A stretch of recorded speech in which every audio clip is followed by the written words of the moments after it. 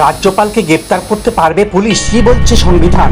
খোদ রাজ্যপালের বিরুদ্ধে উঠেছে শ্লীলতাহানির অভিযোগ। রাজ্যপাল সিপি আনন্দ বোসের বিরুদ্ধে অভিযোগ করেছেন রাজভবনের এক মহিলা কর্মী।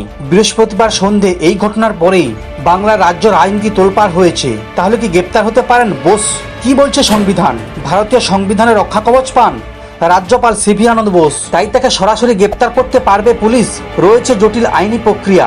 একটি সংবাদ মাধ্যমে প্রকাশিত খবরের সূত্র ধরে জানা গিয়েছে, সাংবিধানিক রক্ষা কবচ থাকার কারণে তাকে জিজ্ঞাসাবাদও করতে পারবে না। বাংলার রাজ্যপালের বিরুদ্ধে এই ধরনের অভিযোগ ওঠার পর বৃহস্পতিবার ত্রিপুরার প্রাক্তন রাজ্যপাল তথাগত রায় বলেছিলেন, সংবিধানের অনুচ্ছেদ 361 অনুসারে রাষ্ট্রপতি এবং রাজ্যপালের বিরুদ্ধে কোনো ফৌজদারি পদক্ষেপ করা যায় না। সাংবিধানিক রক্ষা কবচ রয়েছে রাজ্যপালের। সুপ্রিম কোর্ট একে কিভাবে ব্যাখ্যা করবেন তা তো বোঝা সম্ভব নয়। একমাত্র বিষয়টি সুপ্রিম কোর্টের হাতে আছে বলে জানা গিয়েছে। সুপ্রিম কোর্টে আবেদনের পরই কিছু হতে পারে, তার আগে কিছু নয়। রাজ্যপাল বোসের বিরুদ্ধে শ্লীলতাহানির অভিযোগ এনেছে রাজভবনের এক অস্থায়ী কর্মী। মহিলা রাতে হেয়ার স্ট্রিট থানায় গিয়েছিলেন। সেখানে পুলিশের কাছে লিখিত অভিযোগ জানান।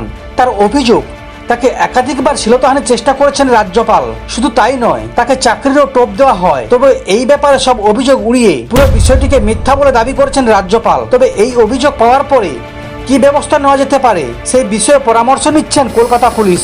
সমস্ত খবর দেখতে এই চ্যানেলের সঙ্গে থাকুন। ধন্যবাদ।